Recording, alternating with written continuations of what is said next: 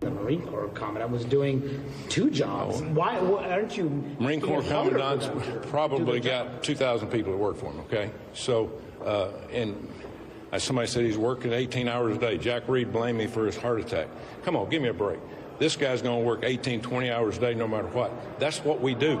You know, I did that for years because you got to get the job done, and you try to do everything yourself. So we're not going to go down that road. Let's not move past, I did that for years. Ostensibly, no disrespect to the sport, as a football coach. That was Alabama Republican Senator Tommy Tuberville, a man who has never served in the military, much less at the highest levels, claiming that the stresses of doing 2 jobs in the military for 20 hours a day are no different than the job he, quote, did for years, which was the job of a football coach. It's a shocking thing to think, let alone say out loud, particularly since Tuberville's hold on military promotions over the Pentagon's abortion health care policies are what caused people like Marine Corps Commandant Eric Smith to have to juggle multiple military leadership positions, which he was doing without complaining until he was hospitalized this week after suffering a heart attack. And now Tuberville's Senate colleagues, the Republican ones, are fed up with him and the grandstanding, and they're trying to find ways to work around him. Yesterday, the Senate confirmed 3 nominees who Tuberville had been holding up. But as the Associated Press reports, quote, Defense Secretary Lloyd Austin said Thursday he was pleased that the Senate confirmed the 3 officers, but, quote, we still have more than 370 superbly qualified leaders who have seen their nominations unnecessarily stalled, he said. As we face a variety of urgent challenges, the most powerful fighting force in history must be at full strength. Joining me at the table, the founder of Iraq and Afghanistan Veterans of America and host of the Independent Americans podcast, Paul Rykoff, is back. Wow. Yeah. Happy Friday. Yeah. I mean, we could do a segment every week called This Week in Stupid, starring Senator Tommy Tuberville. I mean, every day he finds a new way to double down on stupid. I mean, he's ridiculous, he's radical, he's extreme. I think he's the most dangerous member of the Senate because of the extreme way he's pushing his culture war on the military, and he's just mucking up the works. I've been a football coach. I'm still a football coach. We have a playoff game next week, and I've been a soldier. The 2 aren't even close. And to compare the 2 just is double down on the insulting nature of what he's doing. I've got 8-year-olds who know more about leadership and setting an example than Tommy Tuberville. And I think what's happening now is actually maybe a sign of some positivity, because we've been talking about who's going to do something about this. Tommy Tuberville might be the one thing uniting Democrats and Republicans right now. Finally, the dam is broken. Dan Sullivan, Joni Ernst, Lindsey Graham is now even looking good compared to Tommy Tuberville. That's happening because they're uniting around one thing. And maybe that's a silver lining in this, that we can finally see some common ground for Republicans and Democrats to work together against extremists. I hate when people say, why doesn't the military speak up? They do enough, right? Yeah. But who takes this case to the country? I think we're doing it right now. I think Lloyd Austin's been doing the best he can. I think he's been picking his spots. I think he's a brilliant Secretary of Defense, and he's very, very smart in the way he approaches these political situations. 7 former Secretaries of Defense have spoken out. Admiral Mike Mullen, who I think is one of the finest leaders of our time, the former Chairman of the Joint Chiefs of Staff, has spoken out. Everybody's spoken out. But the key now that's moving the needle is moderate Republicans who are also veterans. All those folks I mentioned have served in uniform, and they're making a dent. And Tuberville's feeling the pressure. You want to see what a quarterback looks like under pressure? It's Tuberville, being surrounded by the media, being surrounded by his colleagues. They got him against the ropes, and I think they just got to keep the pressure on, because right now we've got 2 aircraft carriers off the coast of the Middle East. We've got American drones operating over Gaza. We've got Marines at the embassy in Israel. We've got Marines on the ground right there, and they don't have a commandant. They don't have a commandant, right? Because he had a heart attack, and this guy wants to compare being a football coach or being the commandant of the Marine Corps. It's adding insult to stupidity, but it's vintage Tommy Tuberville. It's important to, I think, always level up, too. Just because Republicans are now in agreement, some of them, the ones you name, it's still not solved. I mean, he still controls this, and they still don't have a pathway to confirming all of the appointees. How does that logjam break?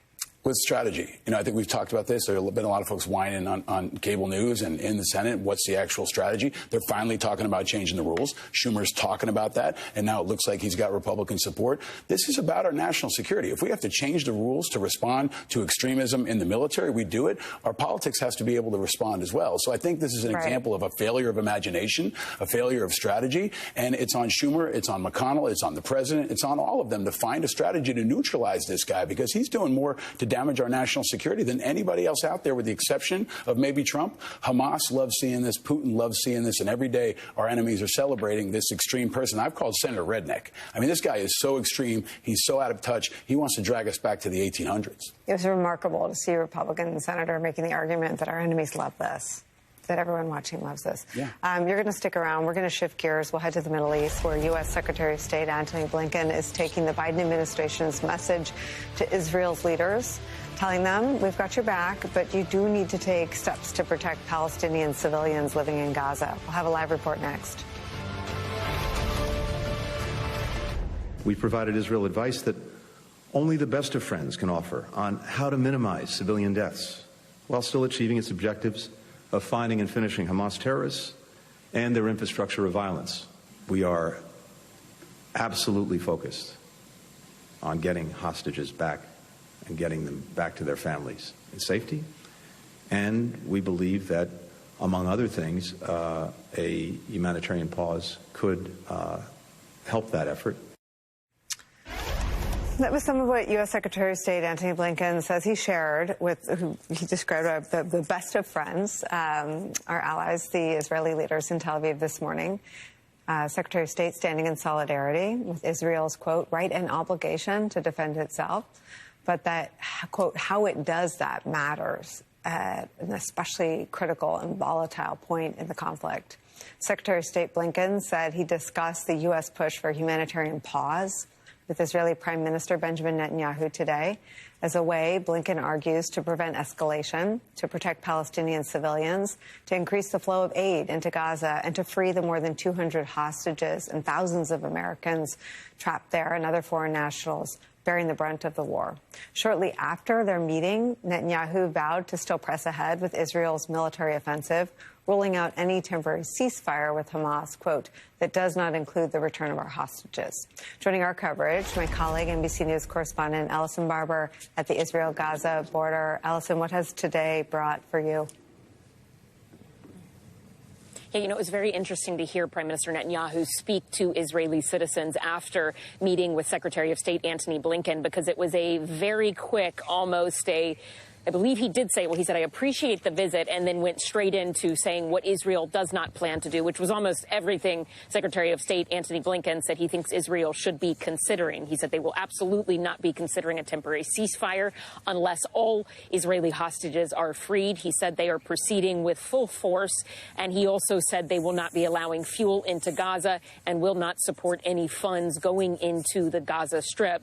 So in a lot of ways, it seems like the two of them are very far apart publicly. What we have seen here tonight on the ground is, again, just constant heavy caliber artillery inside of northern Gaza, here and there, big pockets of flashes in the horizon. Not quite the steady, sustained movement we saw around this time last night, around the same time or a couple of hours after the Israel's Defense Forces spokesperson said they had encircled Gaza City. But Netanyahu has been very clear they plan to move forward. From everything we can see and hear tonight, that's still what they are doing on the ground. There has been an incident inside of Gaza where ambulances were targeted in strikes, two different incidents, one near the gates of Al-Shifa Hospital, another on a road that is in western Gaza. And that strike was described as a strike on a convoy of ambulances that were taking injured patients towards the Rafah border crossing. That's the description from the Palestinian Red Crescent.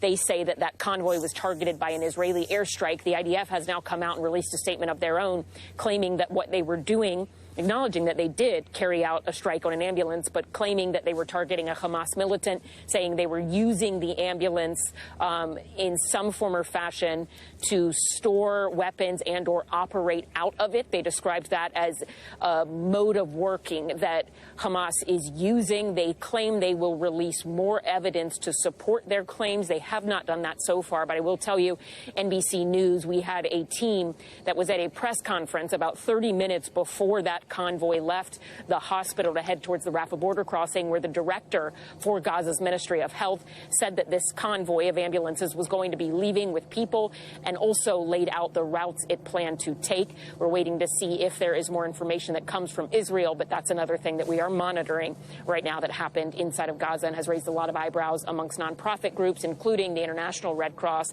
and Palestinian Red Crescent, saying ambulances are never supposed to be targeted. But Israel says they have other evidence they plan to release later on. Nicole? Alison Barber, as always, thank you so much for your reporting there. Please stay safe. Joining our conversation, New York Times diplomatic correspondent Michael Crowley. Michael Crowley, the U.S. Secretary of State Blinken has, I think, probably spent almost as much time abroad as stateside since the terrorist attack on October 7th. And to Ellison's reporting, this seems like the farthest apart the public statements have been so far since the terror attack commenced. Your thoughts on that today?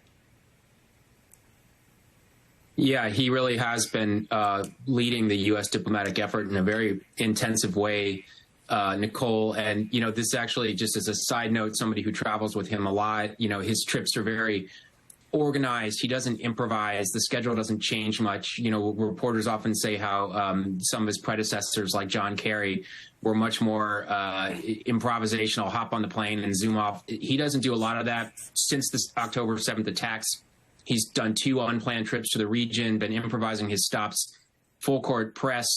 But as we're seeing today, there are limits to what he can do diplomatically. You know, it was, I think, a rebuke, a little bit of an embarrassment, honestly, for the American Secretary of State to go to Israel with a pretty clear ask. And then as soon as he departs, have the prime minister come out and essentially say, you know, thanks for telling us what you think, but we're not going to do it. We're not interested in that. And it shows that there's a real challenge here. And I think somewhat of a growing rift on the conduct of this war, not somewhat, clearly a rift on the conduct of this war between the Biden administration and Benjamin Netanyahu. And it's hard to see how that gets better before it gets worse. Michael Crowley, I want to ask you about something that your paper, your colleagues reported today. This is in today's New York Times. Quote, the aircraft are MQ-9 Reapers operated by U.S. Special Operations Forces. They were first spotted on Saturday on Flight Radar 24, a publicly accessible flight tracking website, though Pentagon officials said that the aircraft have been active in the area since the days after the October 7th surprise attack on Israel by Hamas. While Israel frequently conducts reconnaissance flights over Gaza, U.S. defense officials said it was believed to be the first time that U.S. drones have flown missions over Gaza. This was just some fascinating reporting, I think, as it remains probably unclear to most Americans exactly how we help an ally in this situation. This is one great piece of reporting by your colleagues about reconnaissance flights above Gaza looking for hostages. What else do we know? That's right, Nicole. So we are getting a little more detail. We've also reported that some U.S. Special Forces commandos are in Israel.